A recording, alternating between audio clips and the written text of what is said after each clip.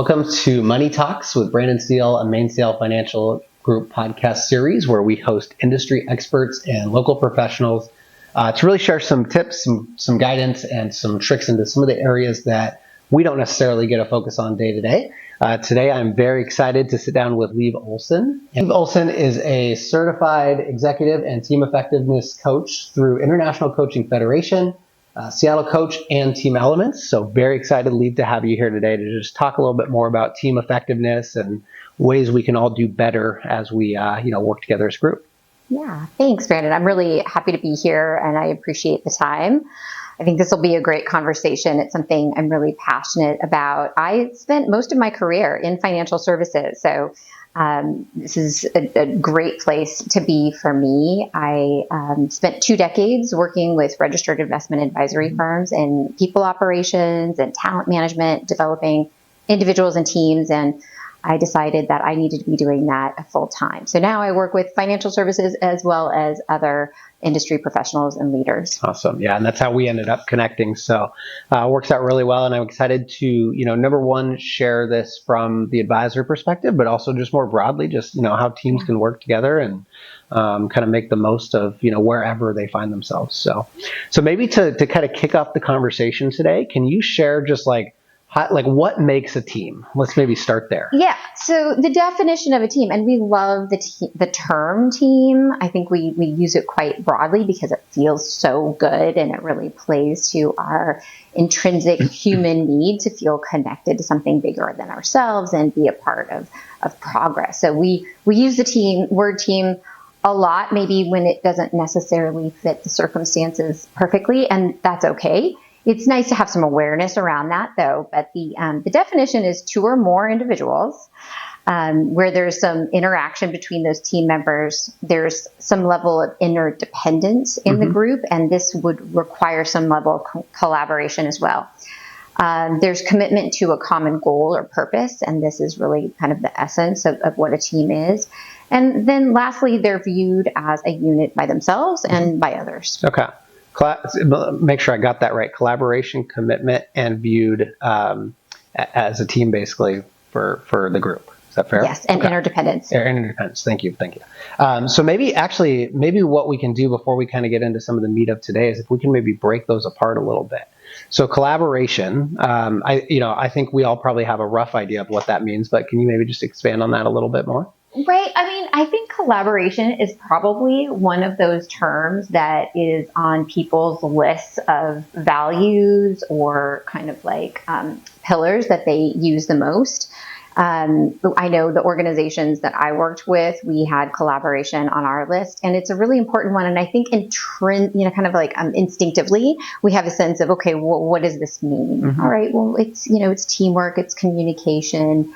And there's a part of collaboration that it's similar to cooperation, but in addition to the cooperation part, there's some leadership involved and a really basic need for common understanding of the situation, which sounds really elemental.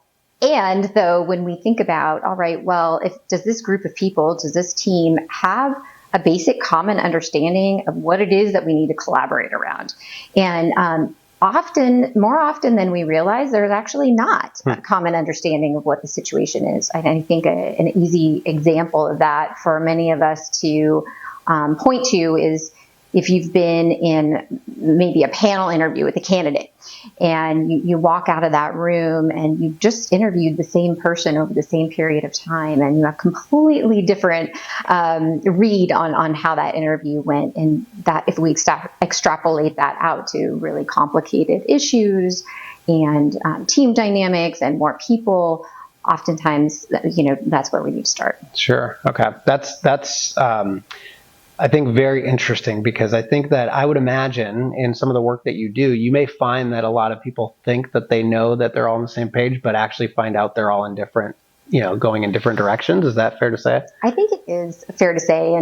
And we're just, at the end of the day, such different human beings. We show such a small part of really who we are in the behavior we display, and the communication that we provide with one another. And under the surface, the lens through which we see the world, each of us is so different, and we tend to have different values. Sure. Yeah.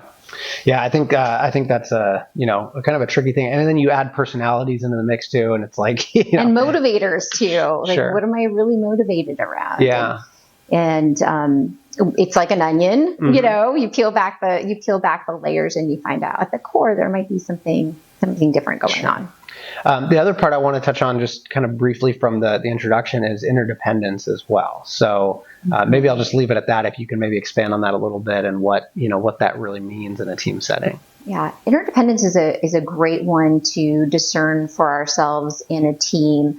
I mean, most of us are, in the corporate world on many different teams. Maybe we're on a leadership team and then our own respective team. Maybe we've got a group that we work with on certain types of initiatives or goals. And so being able to say, all right, well, what type of a team is this? And interdependence is a lens we would bring to that to understand, well, okay, are we a group that's coming together with a common interest and we can cheer each other on and celebrate wins, or kind of, understand that the common challenges we might have? That's all great and good if the interdependence is high, where we truly rely on each other's success, like a football team or a musical group would need. Then the level of collaboration that we need to be really kind of nailing day in and day out needs to be much higher. Sure. Okay. Yeah, that makes sense. Where do you find, I guess, all of these ingredients either more important or more difficult? Is like, in other words, is it, you mentioned like the leadership team. Is there certain types of teams or structures of teams where this becomes more challenging? It's a great question. I think that it can be challenging regardless of the makeup. And it can also feel really good. It just is so unique. Like each individual is a unique person. And so when we compound that, we've got really highly unique teams and unique challenges, which is why, in the work that I do, there's no prescription. There's no like, hey, do these 5 things and you're going to be a successful team. Sure, there are some underpinnings, but it's really around, understanding what's the context we're in. Who are we as unique individuals? What is our situation that we're in? What do we want to leverage as strengths? And what do we really need to decide that we're going to shore up in terms of our capacities for teaming well together in order to reach our really big goals? Sure. And I want to come back to that, and especially like the no prescription side of it. Obviously, we have a lot of that in our industry too. So I want to tee that up, though, maybe with a question that'll lead more into that, too, which is a broad answer is fair, because I realize that everybody has their own challenges. But what are some common challenges that you see in all teams that you've worked with, in the past? Yeah. Well, there are, I'm going to use some kind of broad monikers here, but for sure, disruption. We've seen so much disruption over the past few years. So this is like teams are actually, I took some notes on this, so Let me look at it. So they all start with D. So we've got 4 Ds. Okay. Disruptive teams. So an atmosphere of fear where we've had a lot of layoffs, especially in the Pacific Northwest. So there's new leaders coming in, team members leaving. We've got restructuring going on. So there's that category that's really active right now. Also, this sense of directional ambiguity. So about the future, where are we headed? There's been, I think, a tremendous lack of clarity around what's the direction and purpose. This also includes how we're conducting our meetings, that kind of directional ambiguity, so kind of the micro and the macro. The third D is dynamics. So this is that interpersonal piece that becomes so challenging to really get to the core of, and is a lot of where I spend my time.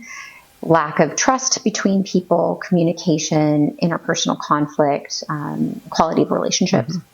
And the last D is just disconnection. This was definitely kind of a new type of disconnection that we all, I think we might be used to in hybrid and remote world. But it's one thing to get back into a new, or get into a new type of operating rhythm in hybrid or remote world, our post-pandemic world. But operating rhythm is really just table stakes. Having an effective, thriving team where we're innovating together and able to be comfortable with the discomfort of that is something that I don't think we've really gotten to. Sure. Okay. Yeah, that's really good. And I realize that it's difficult to say that there's any sort of commonality because I'm sure it is really different for every single team you run into. In order for a team to start, obviously I would imagine it starts with kind of diagnosing where the problem even lies. So obviously that's where you come into play, but maybe just more generally, what are some things that a team can do, whether it's exercises or just thinking strategies or whatever, to get a little more clear on what they are trying to accomplish and maybe where any disconnects might be? So I think starting with, do we have a common understanding of what our purpose is? Would be kind of like point one.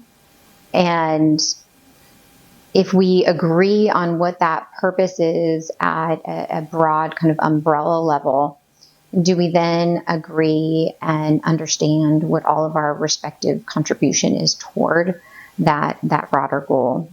And then we might discern already, are we talking about the organization? Are we talking about this team? How does this team contribute to the overall goal? So I think that's a really, important place to start. So almost like a team charter, if you will. Okay. And I think that's a safe place that can feel like a safe place to step into around teaming.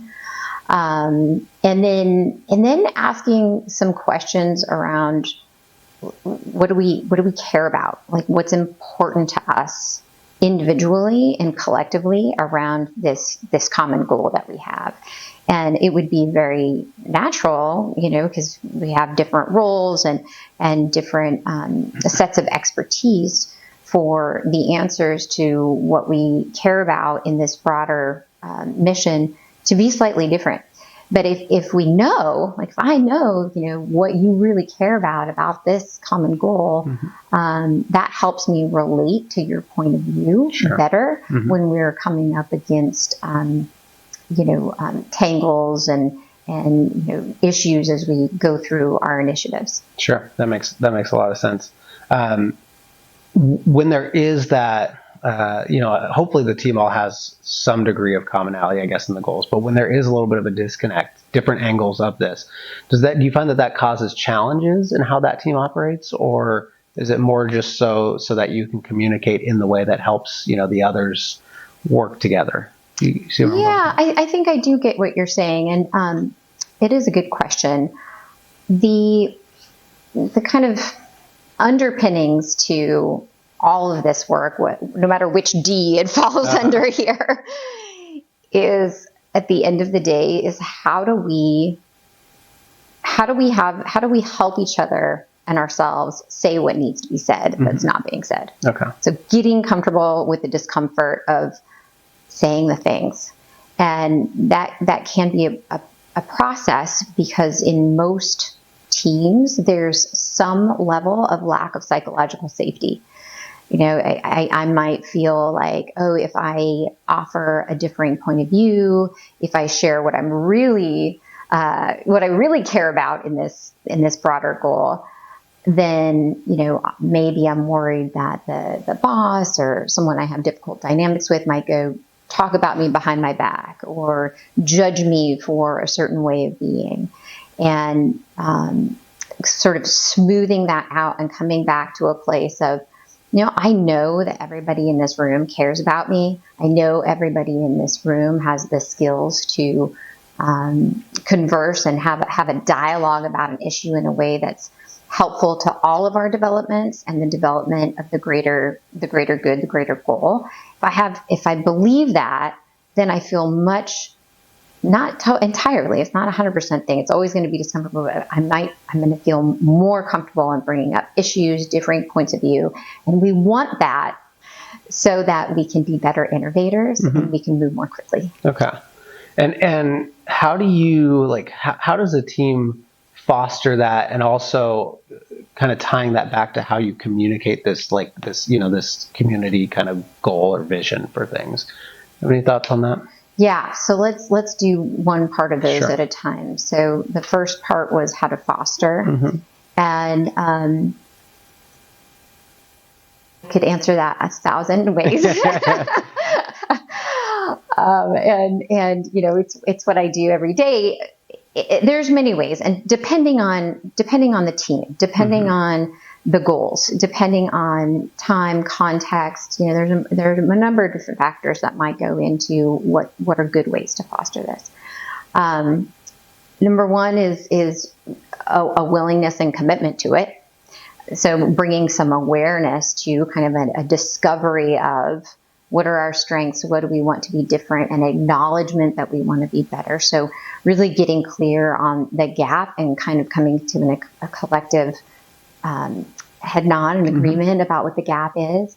And then spending time, not just separate time, not just like, hey, this is going to be our teaming capacity hour that we're going to spend with a consultant or somebody, but really thinking of each interaction and each meeting as a way that we're working this muscle. It's sort of like, when you're a baseball team or a sports team of some kind, the best kind of working as a team is doing the game, is playing the game.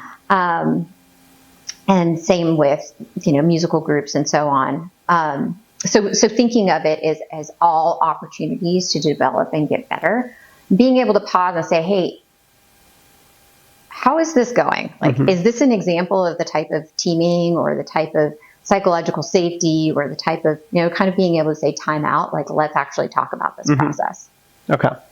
And then how about on the communication part of it? Any thoughts on that? Or does that I think you kind of addressed it through there too, but is there anything else you would add on communicating the vision, I guess, and the bigger picture goals?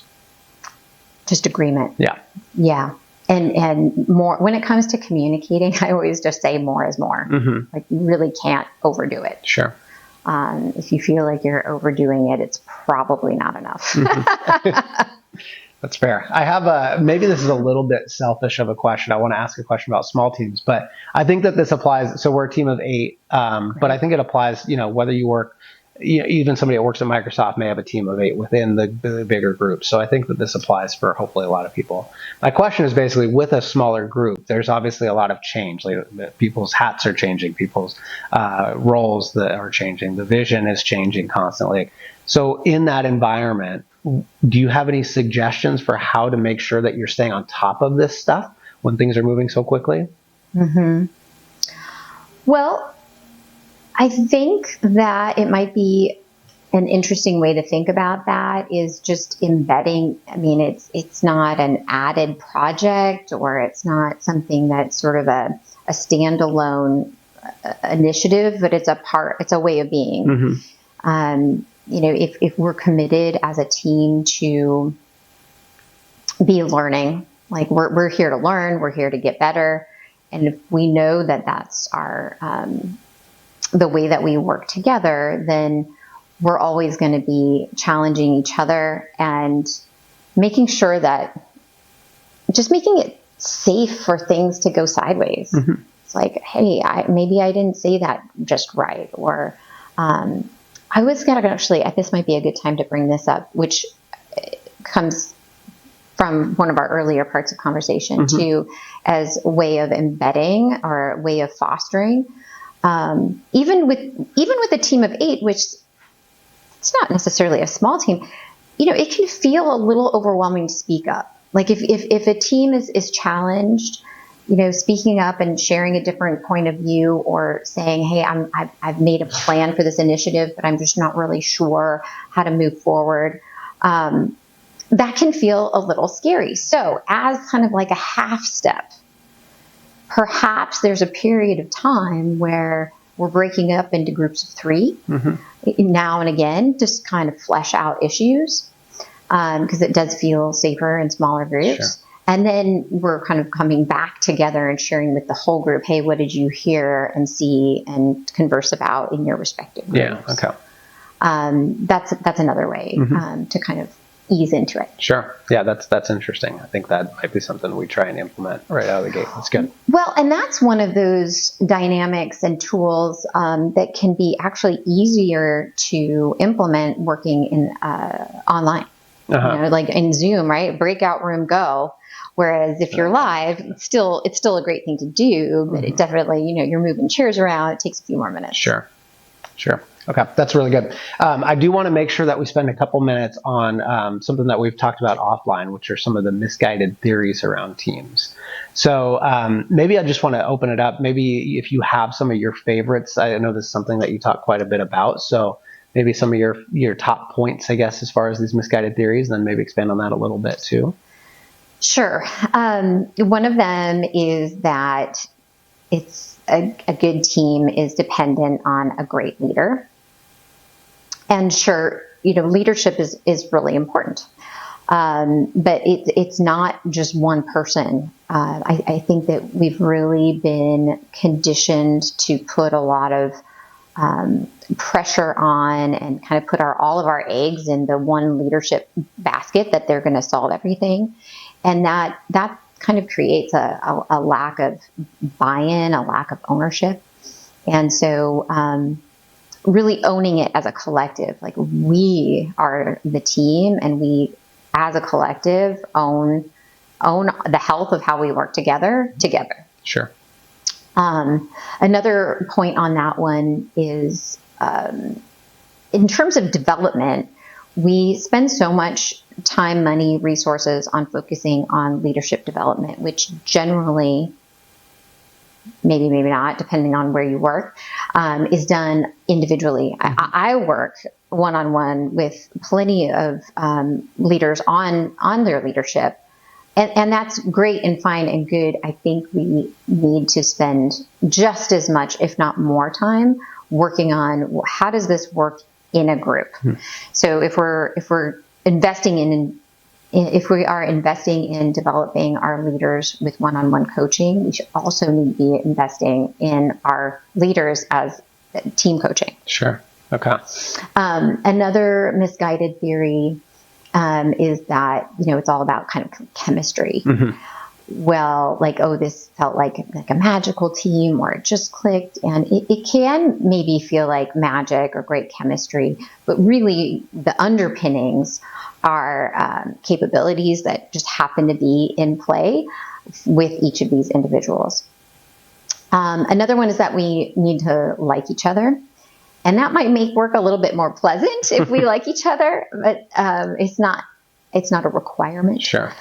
We definitely need to respect each other and take these skills and goals and common commitment to heart and seriously. But we don't necessarily need to want to have dinner with them on the weekend or anything like that. Yeah. Okay. Yeah, that's good. And actually for point 2, I guess maybe to some degree point 3 as well, but especially point 2, I imagine that the friction, although it can feel negative at times, is actually a really good thing for teams, right? Like you don't want everybody just saying the same thing. You want different opinions, different views, and different ways to, get some outside perspective, right? I'm so glad you brought that to the surface. Absolutely, you're spot on there, and is an important one. Most of us really want frictionless teamwork because it feels good. Meetings are shorter. It's more pleasant. People's feelings don't get hurt, and that's all well and good. But we're usually missing out on a lot of innovation and a lot of speed available to us when we're avoiding conflict. I think that conflict avoidant behavior it seeps quite quickly into toxic types of behavior, like the back channeling or gossip. Okay.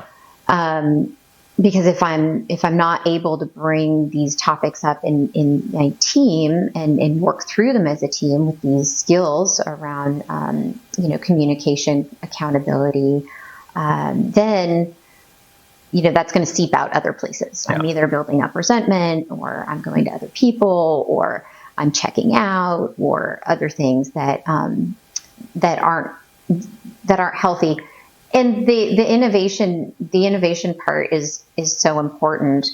And I love that we kind of came to innovation now, because like, why even care? Why even care about team effectiveness? It's like, you don't have to care about team effectiveness, right? Like, you can go and just be comfortable with plodding along, and if you're sort of meeting your goals-ish and everything's okay. So, I mean, there really does need to be a sense of conviction about, we can do better. Sure. We want to do better. We care about moving more quickly. We care about meeting our goals. We, care about that bigger, greater goal. And usually, in order to achieve that, we need to innovate. Sure. And in order to innovate, we need a lot of different points of view. Yeah, that's good. This reminds me of that saying, what is it? If you want to go fast, go alone. If you want to go far, go together. I love it. Yeah, maybe that's a good place to start wrapping up there. Yeah. So actually, maybe as we do wrap up, obviously this was very helpful, and I think a really good starting point. But to your point, it's different for every single person, every single team that you run across. So if anybody does want to get a hold of you and maybe talk to you about helping or whatever it might be, is there a good way for them to get in touch? Yeah, LinkedIn or my website. I'm LivOlsonConsulting.com. Awesome. Well, thank you so much for joining us today. It was really helpful. Thank you so much. I appreciate the time. Yeah, of course. And if you have questions for us, you can reach out to us directly, info@mainsailfg.com.